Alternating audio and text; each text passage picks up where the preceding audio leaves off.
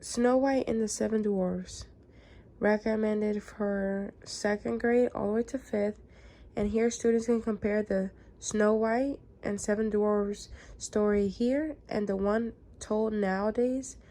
Also, they could watch a movie and describe the different characteristics from the book to the movie.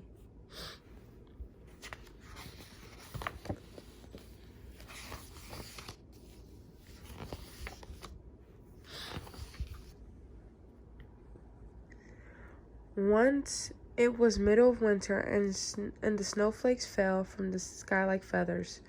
At a window with a frame of ebony a queen sat and sewed. And as she sewed and looked out at the snow, she pricked her finger with the needle, and 3 drops of blood fell in the snow. And in the white snow, the red looked so beautiful that she thought to herself, if only I had a child as white as snow, as red as blood, and as black as the wood in the window frame. And after a while she had a little daughter, as white as snow, as red as blood, and with hair as black as ebony. And because of that she was called Snow White. And when the child was born, the queen died. After a year, the king took himself another wife. She was a beautiful woman, but she was proud and haughty, and could not bear that anyone should be more beautiful than she. She had a wonderful mirror, and when she stood in front of it, looked in it and said, "Mirror, mirror on the wall, who's the fairest of us all?" Then the mirror would answer, "Queen, thou art the fairest of all." Then she was satisfied, because she knew the mirror spoke the truth. But Snow White kept growing more beautiful, and when she was 7 years old, she was as beautiful as the bright day, and more beautiful than the queen herself. Once when she asked her mirror, "Mirror, mirror on the wall, who is fairest of us all?" it answered, "Queen, thou art the fairest in this hall, but Snow White's fairest than us all." Then the queen was horrified, and grew yellow and green with envy. From that hour on, whenever she saw Snow White with the heart in her body would turn over. She hated the girl so, and envy and pride like weeds kept growing higher and higher in her heart, so that day and night she had no peace. Then she called the huntsman and said, "Take that child out into the forest. I don't want to lay eyes on her again. You kill her and bring me her lung and liver as a token." The hunter obeyed and took her out, and when he had drawn his hunting knife and was about to pierce Snow White's innocent heart, she began to weep and said, "Oh, dear huntsman, spare my life. I'll run off into the wild forest and never come home again." And because she was so beautiful, the huntsman pitied her and said, "Run away, then, you poor child. Soon the beast will have eaten you," he thought, and yet it was as if a stone had been lifted from his heart not to have to kill her. And as a boar just then came running by, he killed it, cut out its lung and liver, and brought them to the queen as a token. The cook had to cook them in salt, and the wicked woman ate them and thought that she had eaten Snow White's lung and liver. Now the poor child was all alone in the great forest, and so terrified that she stared at all the leaves on the trees and didn't know what to do. She began to run and ran over the sharp stones, through the thorns, and the wild beasts sprang past her, but they did her no harm.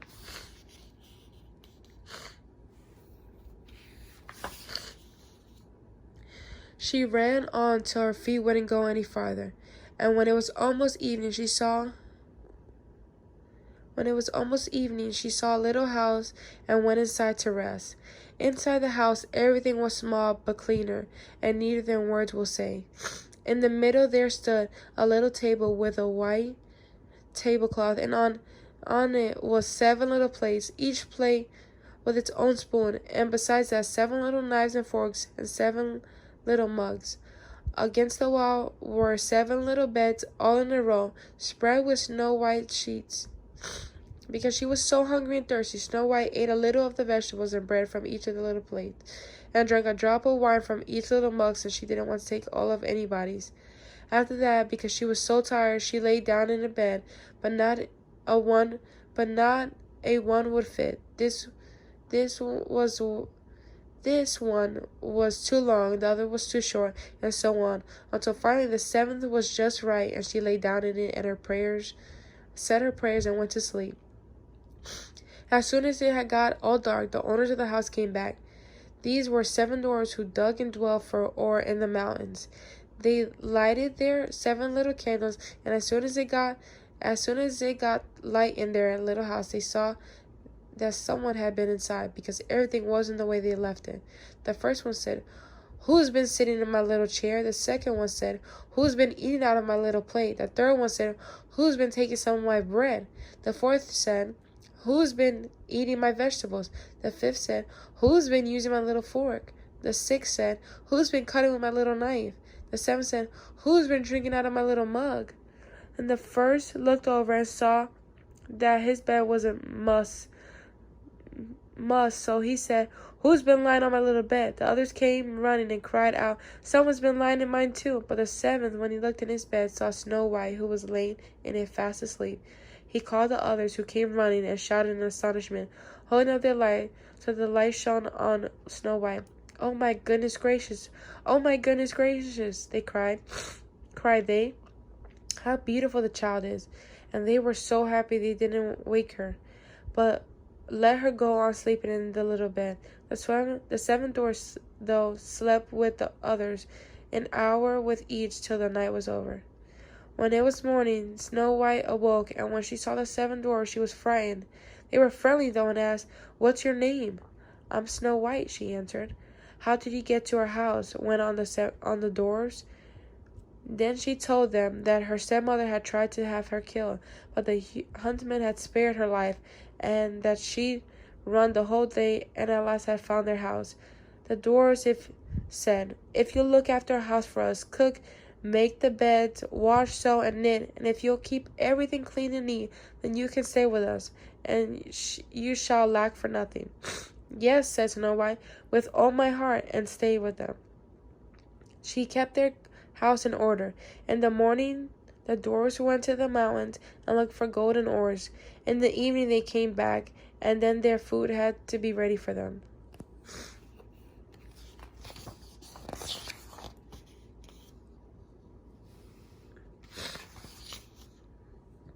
In the daytime, the little girl was alone, so the good dwarfs warned her and said, "Watch out for your stepmother. Soon she'll know you're here, but be sure not to let anybody inside." But the queen, since she thought she had eaten Snow White's lungs and livers, was sure that she was the fairest of all. But one day she stood before her mirror and said, "Mirror, mirror on the wall, who's fairest of us all?" Then the mirror answered, "Queen, thou art the fairest that I see. But over the hills where the 7 dwarfs dwell, Snow White is still alive and well, and there's none so fair as she." This horrified her, because she knew the mirror never told a lie, and she saw that the hunter had betrayed her, and that Snow White was still alive, and she thought and thought about how to kill her, for as long as she wasn't the fairest in all the land, her envy gave her no rest. And when at last she thought of something, she painted her face and dressed herself like an old peddler woman, and nobody could have recognized her. In this disguise she went over the 7 mountains to the 7 dwarfs, knocked at the door, and called, "Lovely things for sale, lovely things for sale." Snow White looked out of the window and called, "Good day, dear lady. What have you to sell?" "Good things, lovely things," she answered. Bodice laces of all colors," and she pulled out one that was woven of many colored silk. "It will be all right to let in the good old woman," thought Snow White, unbolted the door and bought herself some pretty laces. "Child," said the woman, "how does it become you? Come, I'll lace you up properly." Snow White hadn't the least suspicious, and let the old woman lace her up with the new laces. But she had laced so tight and laced so fast that it took Snow White's breath away, and she fell down as if she were dead. "Now you're the most beautiful again," said the queen to herself, and hurried away.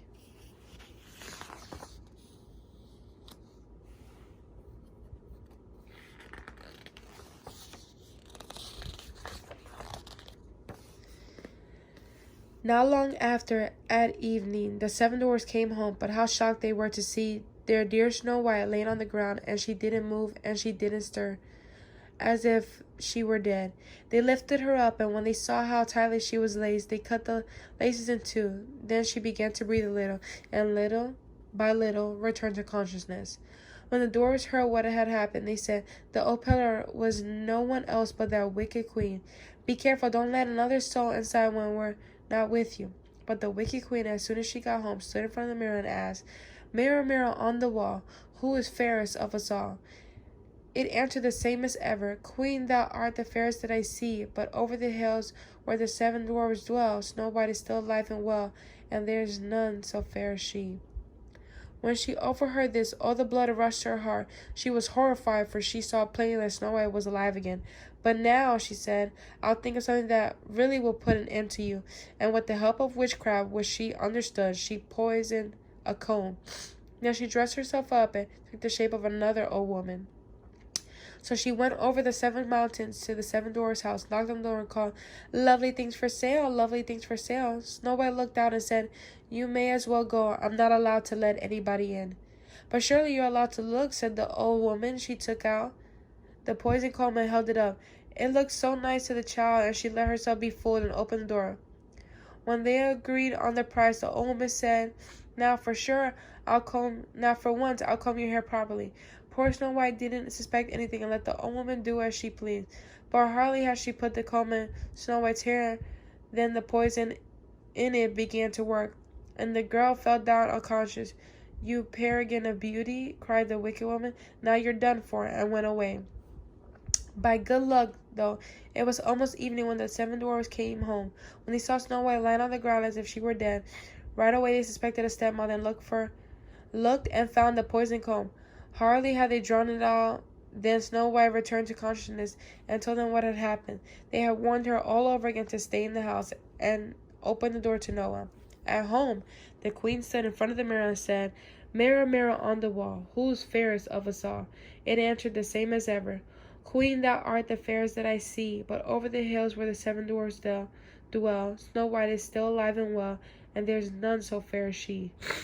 When she heard the mirror say that, she shook with rage. "Snow White shall die," she cried, "even if it costs me my own life." Then she went to a very secret, lonely room that no one ever came to, and she made a poisoned apple.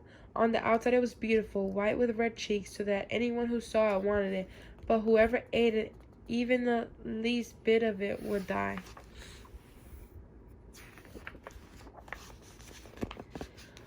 When the apple was ready, she painted her face and disguised herself as a farmer's wife, and then went over the 7 mountains to the 7 dwarfs' house. She knocked, and Snow White put her head out the window and said, "I'm not allowed to let anybody in. The 7 dwarfs told me not to." "That's all right with me. I'll get rid of my apples without any troubles. Here, I'll give you one." "No," said Snow White, "I'm afraid to take it."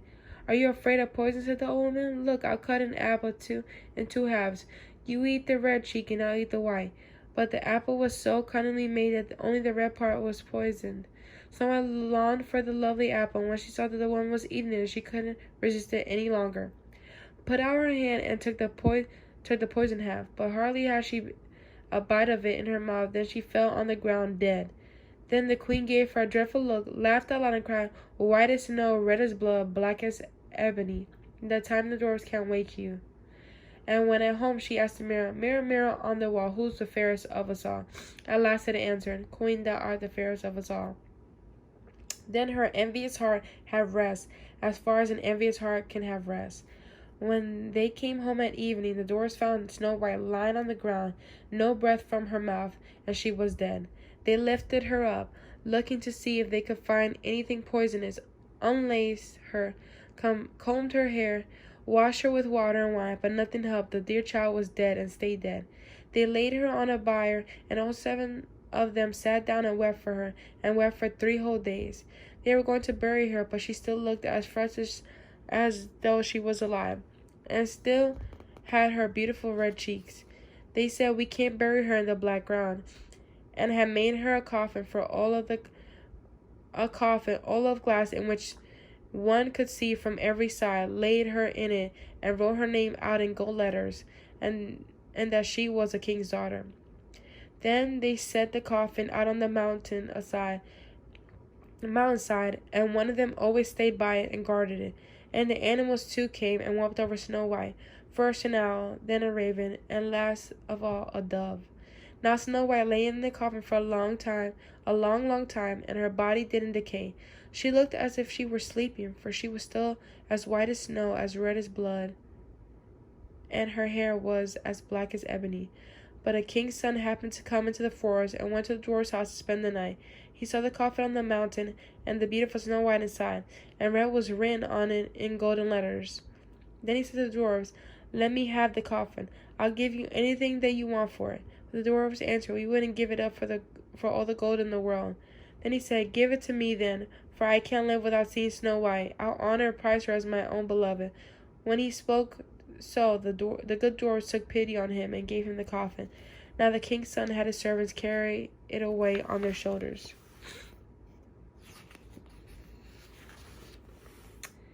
The servants happened to stumble over a bush, and with a shock, the poisoned piece of apple that Snow White had bitten off came out of her throat.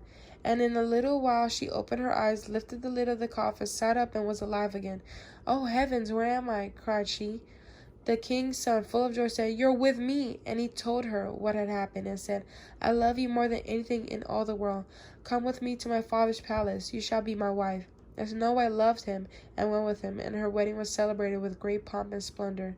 But Snow White's wicked stepmother was invited to the feast. When she had put on her beautiful clothes, she stepped in front of the mirror and said, "Mirror, mirror on the wall, who is fairest of us all?" The mirror answered, "Queen, thou art the fairest in this hall, but the young queen's fairer than us all." Then the wicked woman cursed and was so terrified and miserable, so completely miserable, that she didn't know what to do. At first she didn't want to go to the wedding at all, but it gave her no peace. She had to go and see the young queen. And as she went in, she recognized Snow White, and what with rage and terror, she stood there and couldn't move. But they had already put iron slippers over a fire of coals, and they brought them in with tongs and set them before her. Then she had to put on the red-hot slippers and dance till she dropped down dead.